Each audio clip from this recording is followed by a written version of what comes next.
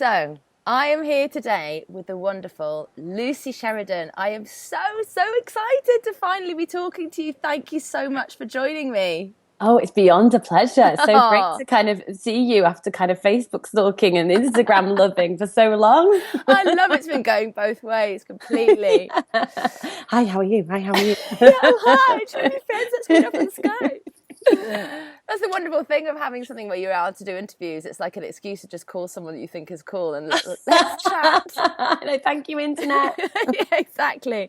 So I thought I'd invite the rest of you to just see what we're chatting about. So just for those of you who don't know Lucy, Lucy's absolutely amazing. She is, do you call you're a comparison coach, which I'd never heard of before, Yeah, but I it's think absolutely I'm the world's only comparison. oh, exactly. I was going to say UK's only, but I think it's the world's only comparison coach. So we're going to talk a lot about that.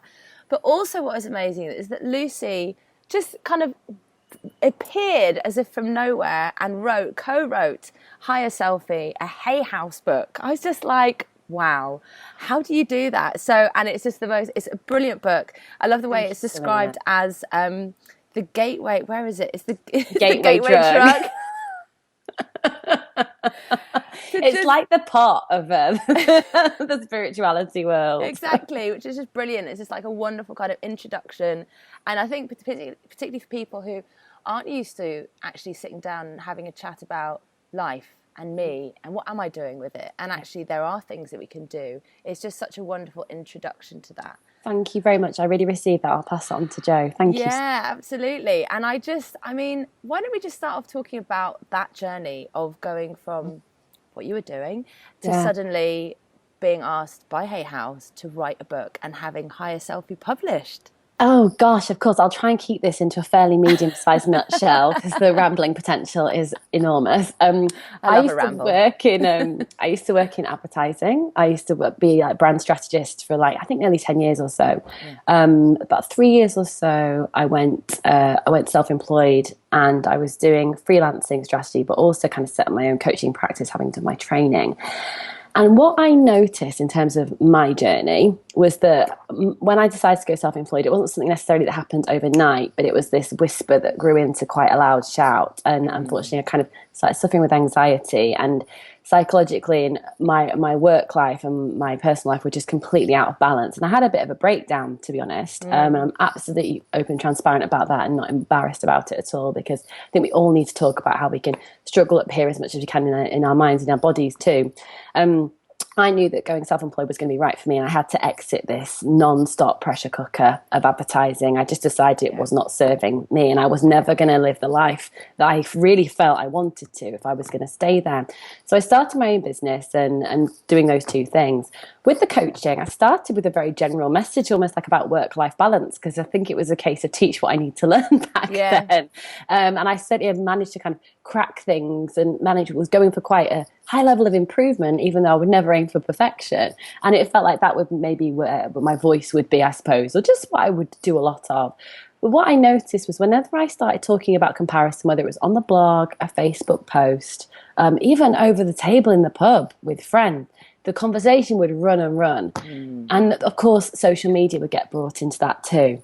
So it was one day I kind of woke up and I felt like, okay, I'm going to turn it on. I'm going to see if this is a thing. And I'm going to run myself the test of for 3 months, I'll call myself the comparison coach. And if anyone finds me, that's what I'll be talking about, supporting people with, or holding a discussion about, just to get a debate going. Because one thing I'd really noticed about kind of generationally speaking too is that, so I'm 33 and I recognize that my mum would kind of see me like, at the kettle on my phone and she's like, oh, you're on your Tamagotchi again. I'm like, mum, I'm running my business, or Mum, I'm replying to an email or something. And what I suddenly realised, I say suddenly, but what became very clear is that we are becoming a generation of people that thought we were making up this anxiety, that we needed to get over it, that we weren't almost like robust because, comparison was such an increasing area of focus for us. And what's great is with the focus has come awareness, but we don't really know what to do with it. It's like holding a hot potato and throwing it from one hand to the other.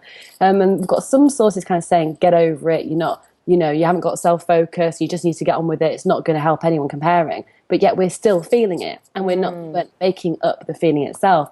So I really felt like I wanted to be a champion for people like me. And because I was feeling comparison too, but had managed to really get a great set of tools together that I was able to kind of collapse the recovery time from it, I suppose. Yeah. I attended a school reunion about 5 years ago, and I know everyone like it always has like a sharp intake of breath, like, what was it like? And some people are like, no, and others yes. And I've got to say, on the day itself, I had a great time. Where it fell down for me was through all those new connections and having had a really great time. All those new connections meant more social media contacts as well. I was suddenly invited into the lives of what I would have thought my peer group. And because in my personal life things weren't great, my now husband but then partner's business was about to close and we were about to lose our house. Wow. So I was rocking up to this reunion hoping no one asked me about myself, because I was not feeling in a place of speaking positively about that. I was kind of, I think metaphorically speaking, like on my knees.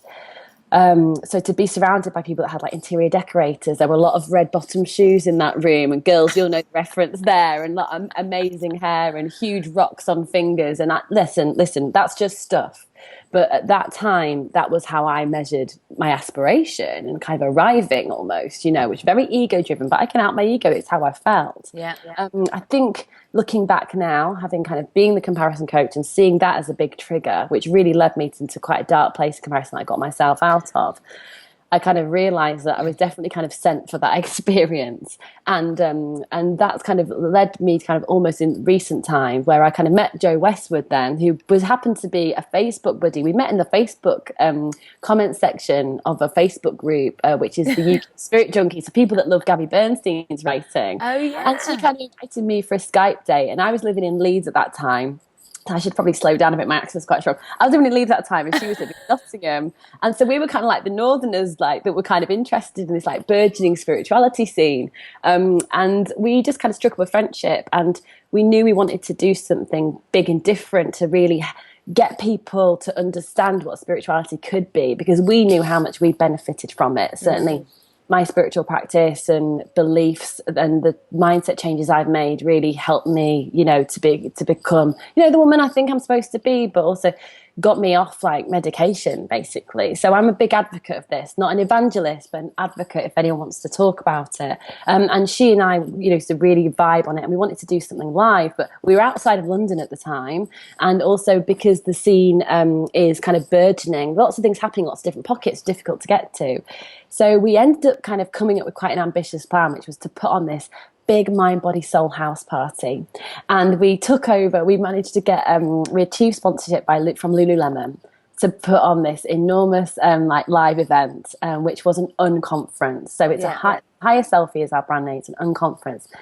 So an unconference is like something I'd never attended before I did one. My husband's in kind of digital analytics, and they're very common on like the tech scene. Basically, when it comes to an unconference, it's a day which is going to have a full schedule of events, but you don't know who's going to be on stage until you get there, because participants in the audience vote for what they want to hear on the day. So that means if you've got like 9 books and 100 million Twitter followers, your talk that you can bring on to submit goes up next to someone who's working in their kind of parents' bedroom and has just started a Twitter account and is kind of like started crystal healing, for example. And they go up side by side. It's about kind of leveling the playing field, not having any out-spiriting, which is kind of a term we use for kind of people like being a little bit snobby about other people's spiritual journeys, which we're not a fan of at all. But it's about kind of really like starting a big conversation and bringing the community together. And it was an amazing success. We had a great time. We'll be doing another one next year. More details when I have it. And it really kind of was the start of something special. 2 days later, our publisher got in touch with saying, we were at the event. Can you come in for a meeting? We think your ethos could be a book. Are you up for it, girls? Now, you don't say no to an invitation like that. And so away we went. And I think we wrote the book in 13 weeks, something like that. 60,000 words, because we'd never done it before, and they're a really great supportive team. They're, look, we've got some challenging deadlines. Are you up for it? And we kept on saying yes. Wow. So then, HigherSelfie was published on the 5th of April this year, to immense pride and delight, because we're really, really proud of that body of work. But that gives you a little bit of a taste of the journey I've been on in the last few years or so. That is crazy. What an achievement. That's incredible. Yeah, we're dead proud of it. It's like Joe, my business partner through HigherSelfie, has got this great expression, which is F false modesty. As in, it is something that is an achievement, and we're really, really proud of it. And I feel so grateful and blessed to have had the opportunity.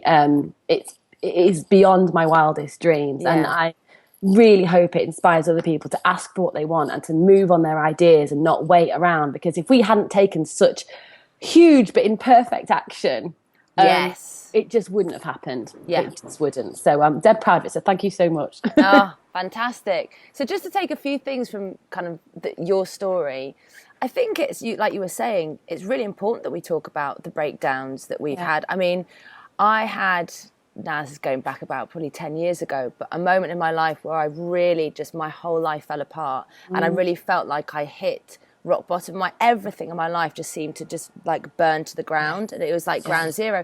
And I used to say that the things, the elements that contributed to that, partly it was a relationship, a very toxic relationship I've been in, and all sorts of other things. But I say it was the worst and best moment of my life. It was the worst moment because I really got to a stage where I thought, I don't want to live anymore. I didn't do anything to try and, take my life, but I got to a stage where I was like, it's a dark place. If this could just be over, I'd really be like, just go on. Just like, and I don't think I can do another day. No, exactly. But what happened was, it was the moment where I then started to really actually create my life from nothing, because that was the gift. I was now left with nothing.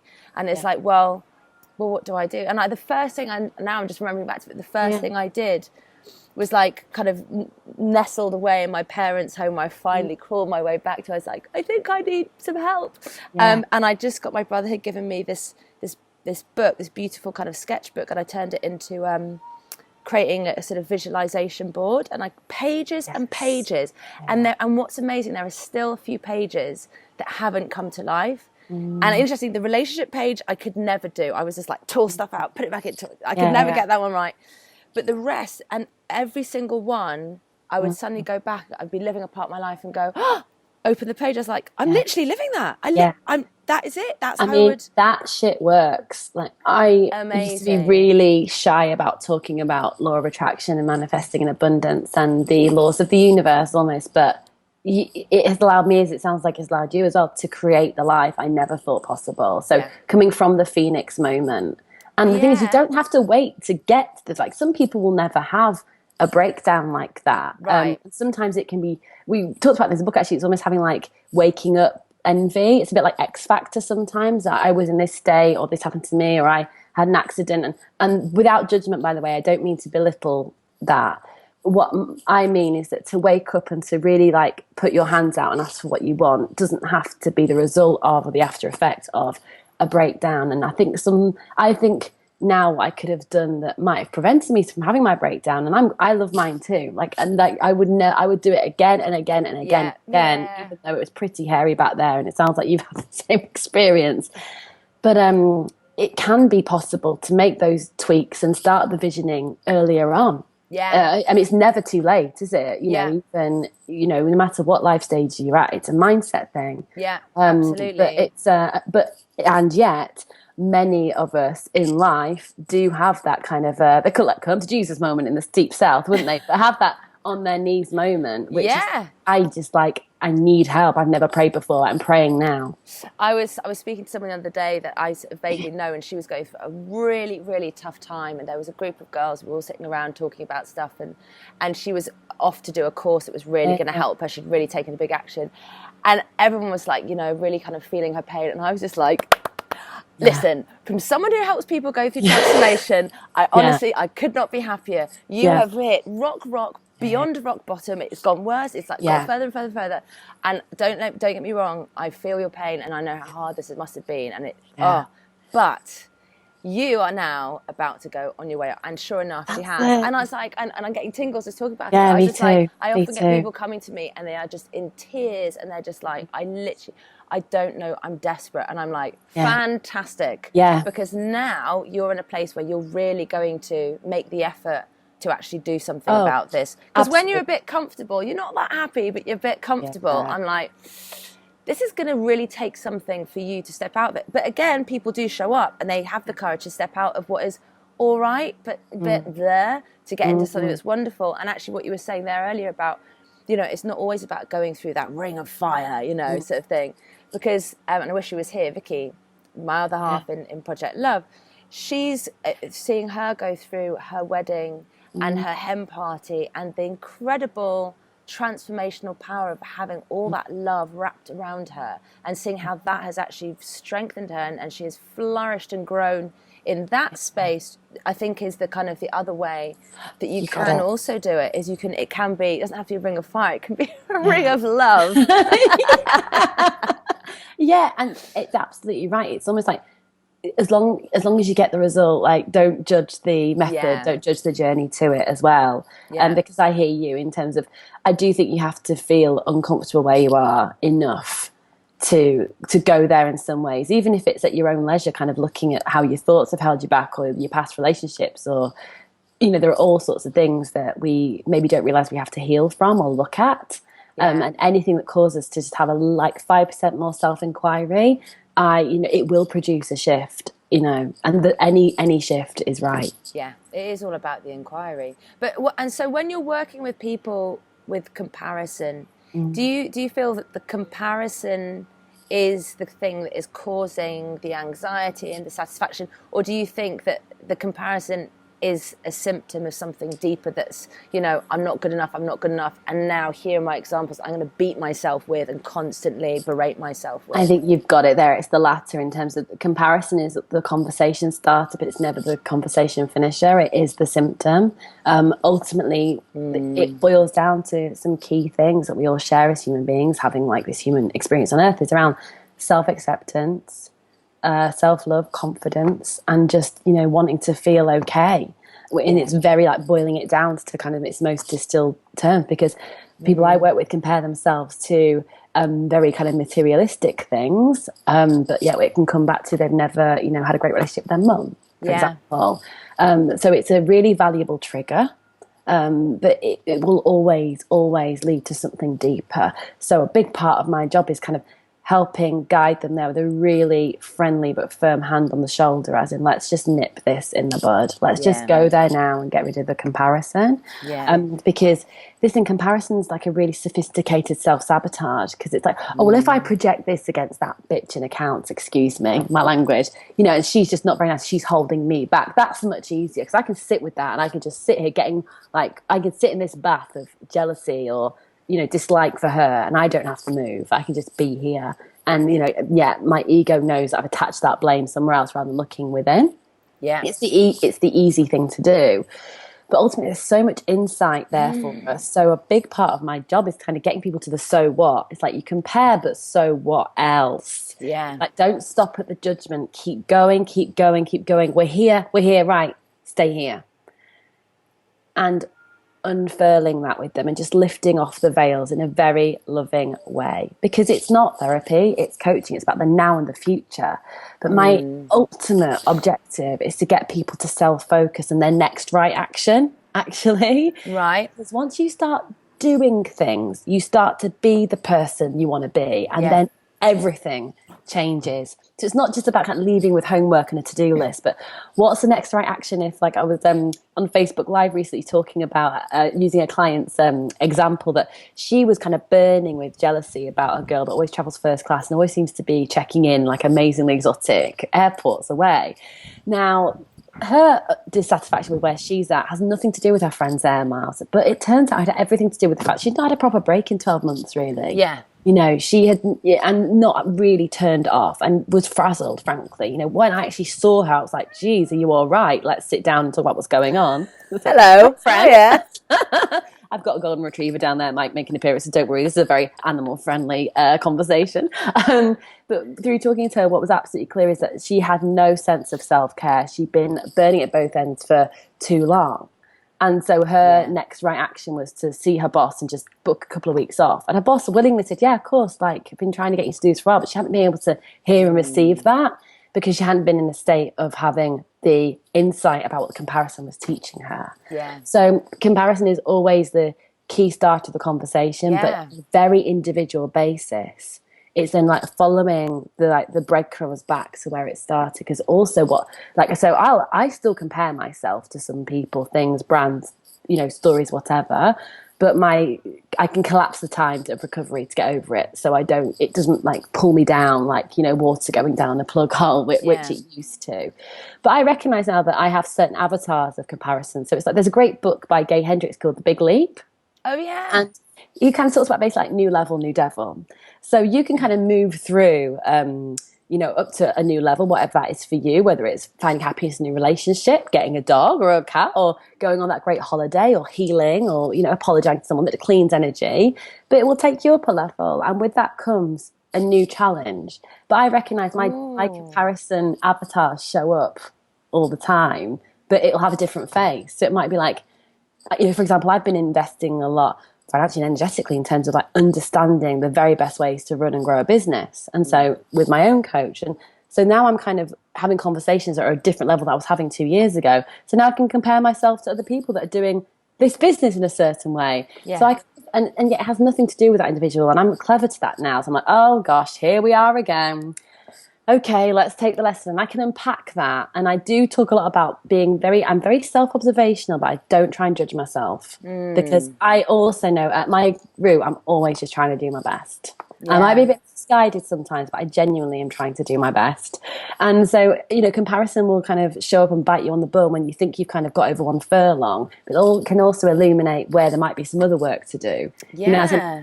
Relationships are great, or I'm really happy and independent and I'm single right now, and I know love's on its way and fantastic. Oh, but hold on, that guy got promoted before I did at work. Or that guy's freelance business is doing much better than mine. It's like, oh, you can swap comparison because the avatar will kind of show up for us. So would you say then that it's any time really that you're sort of thinking a lot about what someone else is up to, or that you notice a grumbling going on, or you notice a kind of like looking on Instagram and feeling suddenly a charge of like sort of thing? If you're like, do you then go, oh, hold on, right, let's take a look? Because I love what you said. Because when I first looked about comparison coach, I was like, oh. I was just like, yeah, exactly. I was like, exactly. I was like, that is super niching. And I was like, But what was so interesting was I think it then just started to trigger a whole thing in me. And it really, I went through, I think about a month ago, perhaps because knowing that I was going to do this interview, I started to notice how much I compared and how much I judged. And it was something that I didn't really want to acknowledge because I felt such shame around it. It feels a bit gross, doesn't it? Is it gross? It's like, oh my God. I feel it all the time. Yeah, and I'm like, gross. Oh, no. I don't want to be that person. I don't want to have that in me. I was just like, well, you do. So you're going to have to go into it and be with it. And so that voice, that judging, comparison voice really came to the forefront. And it was actually particularly out in the street, just strangers. It was a stranger comparison. And I noticed where I would be pitching myself either above or below. And it was like neither one was, I probably felt more comfortable pitching myself below people, but pitching myself above people, I was like, oh my God, I can't believe how much of this is in me and how much, and what I realized, and at the core of it was that in doing that and always having myself somewhere on a ladder, on a scale, on a hierarchy of people and judgment, is that I was disconnecting myself from that kind of constantly flowing source of love that we have between human beings. And it was that I was just like, that is what it's costing you. Oh, and absolutely. So I do some work around this. I'll as part of working with someone, I'll understand their comparison metrics. Wow. Because my comparison metrics are different to your comparison metrics. And they're equally changing. I talk about it a bit like being the stock exchange, numbers going up, up, up, down, down, down, being shouting around. Yeah. Right? And it's all invisible and totally unique to you. So our measures it's not even like, well, I've got 6 grams of comparison in my work, but only 2 grams in my love, my love life, because there's no metric can get the same, but the feeling is there. And I do think there's a scale. So for example, you talked about her, right? And I've been and occupy that scale regularly. It's like a rainbow color, right? It goes from like dark to light and everywhere between. But I've also been in a comparison where I've been obsessed with certain people. And I would have gone out of my way to like check their Facebook. Like I'm in the queue for a bar on holiday, I'm checking their Facebook. Or I'm going to bed, I'm checking their Facebook. A bit like, and I haven't. Oh no! Yeah, I have done might be that. like X, or it might be like, from my reunion, there were a couple of people that I just really want to be you, and I'm so far away from you right now. So this is really great bait for my comparison, and it kept me really small and really bitter and really angry. And I did not, God, I wouldn't know that girl if I passed her in the street, thank God now. But I went there, and there was a scale of it too. And I would say, like, again, like, don't judge it, because we all do it, but it's the awareness and aiming to reduce it. That is, it's progress, not perfection. Yeah. I did like a Facebook Live about this recently, as in, like, and I kind of said in the title of what I don't want you to know about me is that I still compare myself, but all I'm doing is my best, and it's massively reduced, and it's very occasional now, and my life is fantastic because of that, because this was a thing. It's like that, teach what you need to learn. Yeah. So this was my thing, but I'm ashamed of it still. It's a pretty gross feeling to not wish someone well who's just another human being on earth, and yet it can come so easily to us, can't it? Yeah. It's kind of a bit frightening, actually. I think it's okay for us to be vulnerable about that. Yeah, because I think it is in our makeup, and I think it's a tribal thing.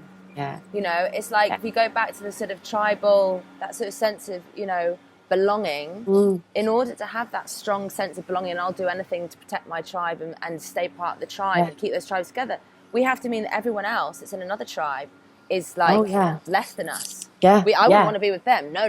We are the best tribe ever in the world. And I think there is still that, and that's what I was kind of, as I was bringing awareness to it and going, just own this and it's okay. And probably most people have this going on, maybe not as much as I have it going on in the background, and that's okay too.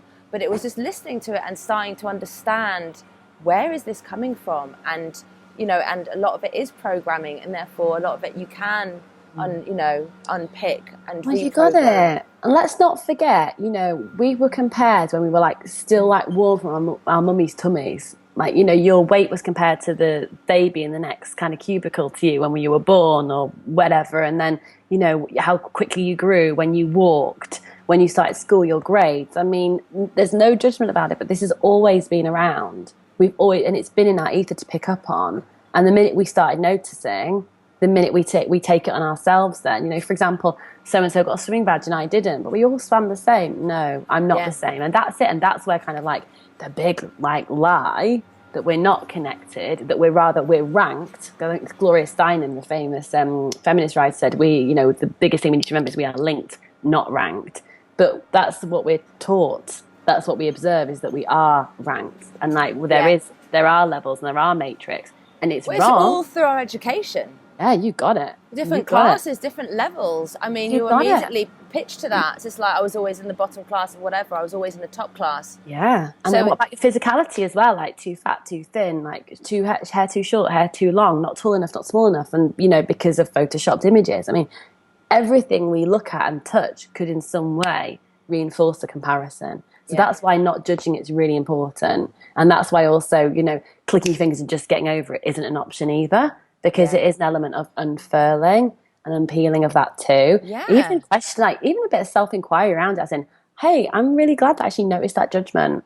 I kind of think, I'm all about kind of karmic repercussions. I'm like, okay, I have to do a random good deed for someone, or I have to give that person a compliment and mean it. Like, I have to reset this because I want to show myself that I will not accept, but that I am worthy and capable of choosing an alternative way of looking at it. I like and that's that. Really impactful, because then it's all being part of the chain reaction of positivity. Because then if you are that good action and you are that light in the world, and you pass it on to someone else, it means they won't, for example, shout at their kids in the supermarket because you made them smile. They won't bib at the traffic lights. It means they'll let you go in front to take the seat on the tube. And they're the little micro positive actions that make life a really lovely place to be. Yeah. And without them, we're all buggered. Yeah.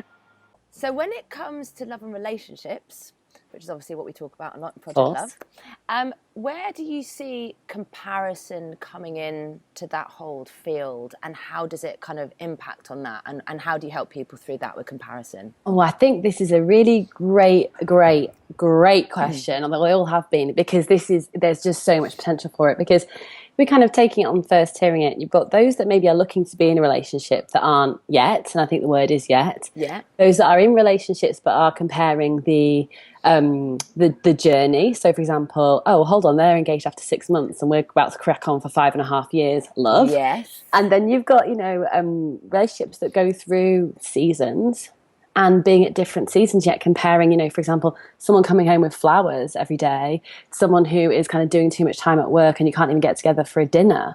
So I think comparison can creep in a myriad of ways there.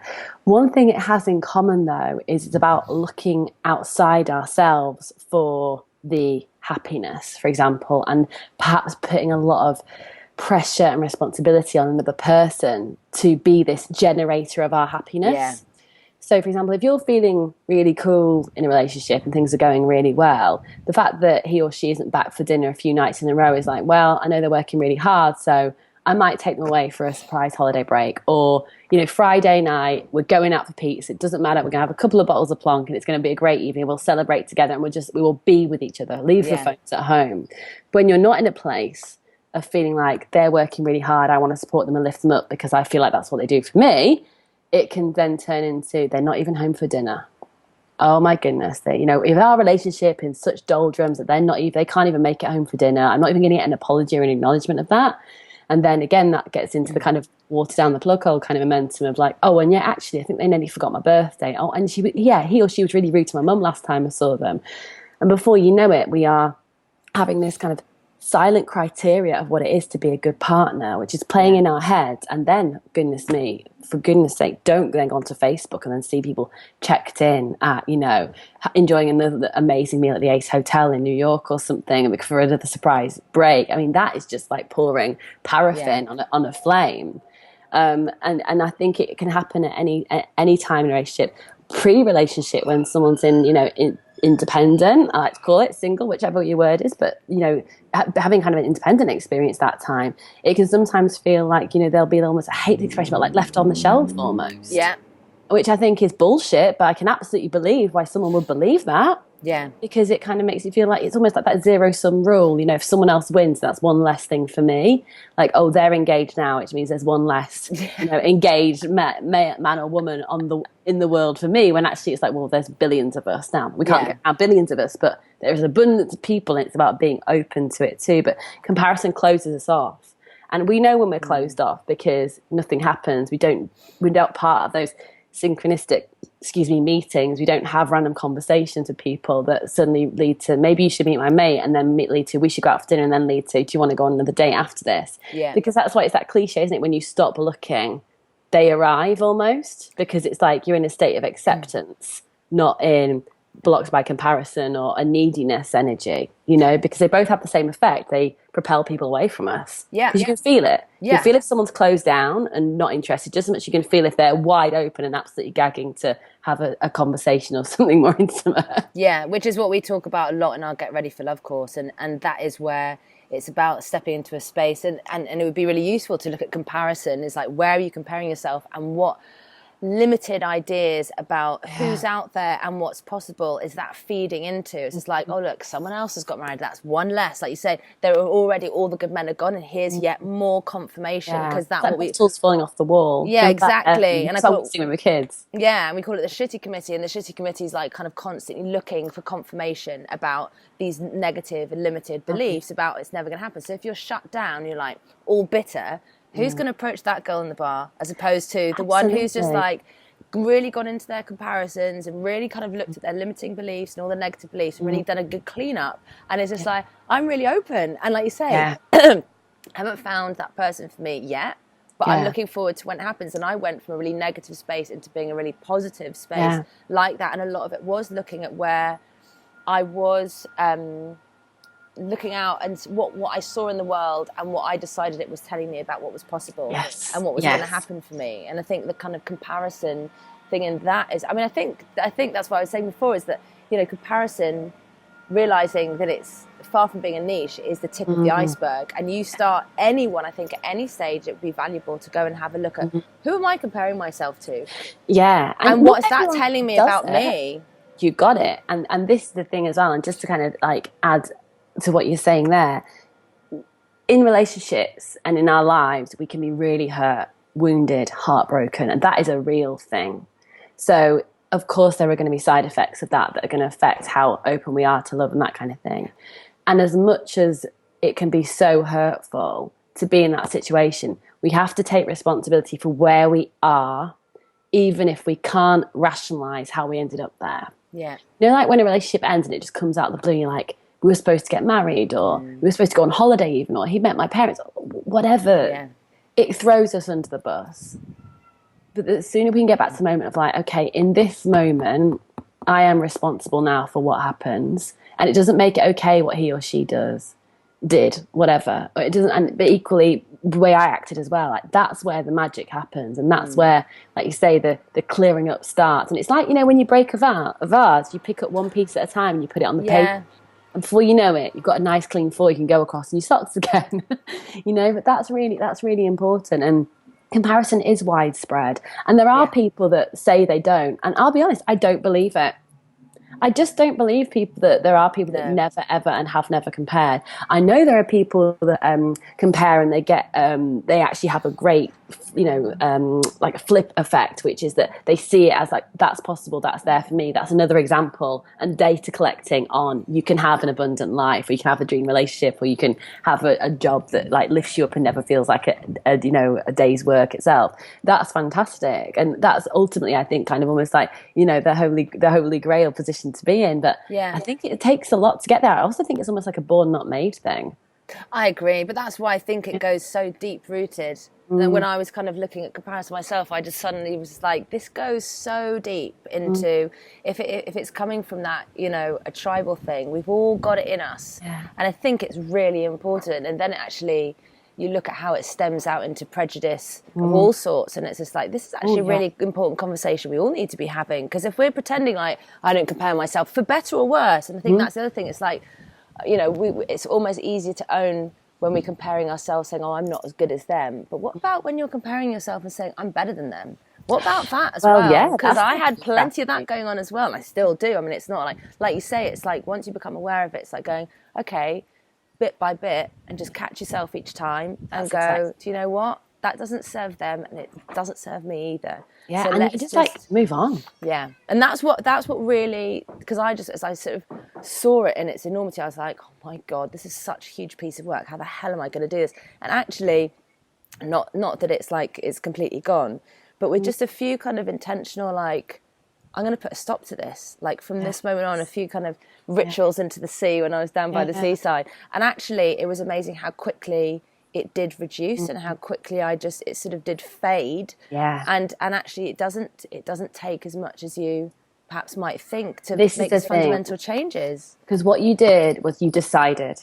That's what happened to me when I was kind of like under a duvet, like in this girl's feed again. I was like, I cannot do this anymore. I have decided I will not be under this crazy spell anymore.